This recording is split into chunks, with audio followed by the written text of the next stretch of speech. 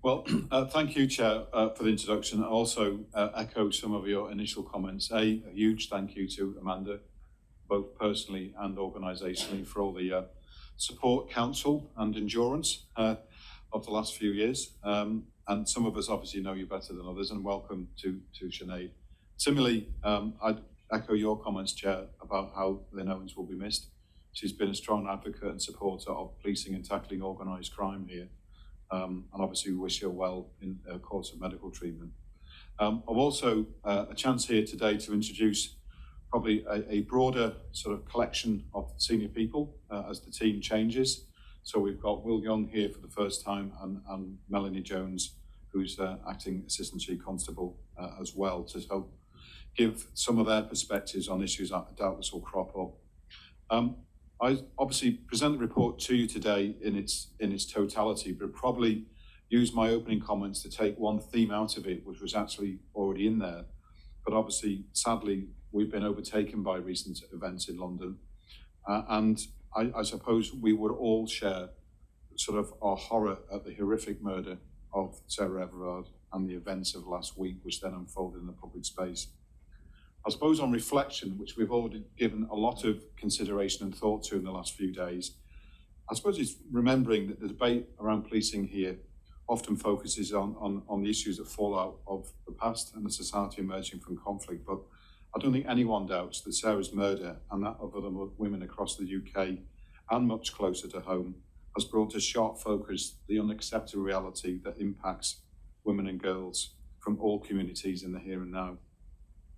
Whilst the police service has a wide range of obligations, we know that women and girls are disproportionately the victims of crime, and so preventing violence against women and girls across all of our communities in Northern Ireland remains a top priority for us. I want to leave absolutely no doubt, both to yourselves as our accountability body and beyond, that we will be exemplars of great service in this regard, set high standards and be advocates of wider change in society.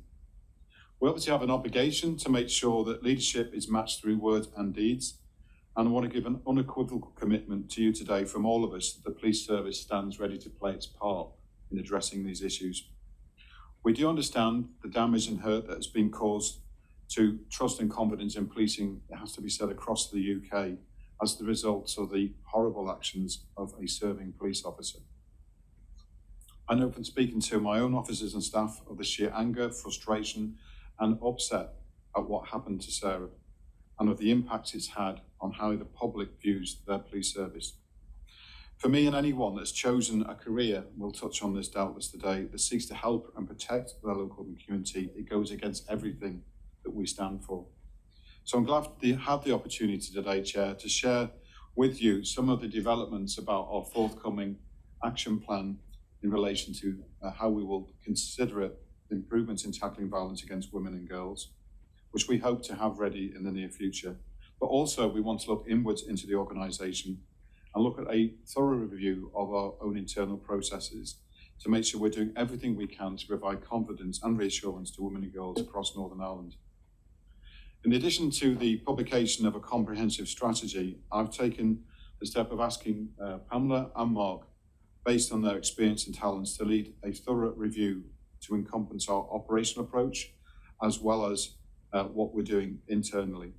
Part of this will involve Mark looking at an application of the key checks and balances, such as vetting, whistleblowing and standard setting, to make sure that we attain the high standards, as well as ensuring our values and behaviours consistently reflect what we will see in our refreshed Code of Ethics, which will be due for publication soon. As I previously mentioned, I think the first stage in our process is to listen, and we'll undertake a significant programme of engagement and consultation with advocacy groups and women and girls across Northern Ireland and our own staff associations to hear their views directly and ensure they have the confidence now as we move forward. I think it's important we take time to get this right, so this will be a marathon and not a sprint. Where we can make quick progress, obviously we will, because that's in the public interest, but we want to take time and dedicate attention to this important issue. We will share our wider thinking and determination and the path ahead, and in doing so, we welcome your constructive challenge and support in equal measure. I suppose there's many other issues in today's report which we'll turn to in detail, But I think it's important in the introduction just to focus on my comments. So in concluding, I want to finish with where we started. I want women and girls on our streets and in our homes to be safe and feel safe. And I want officers and staff from our diverse range and backgrounds and experience to know we care, we listen, and we will take action to ensure they enjoy the dignity, respect, and comfort at work we should all expect in a modern, progressive, and inclusive organisation. For any women and girls listening to these remarks, I want to let them know that we share their horror about the murder of Sarah Everard, and we understand the hurt and damage that has been caused to their trust in the police. We're committed to listening, and we will do whatever we can to make this right. Thank you, Chair.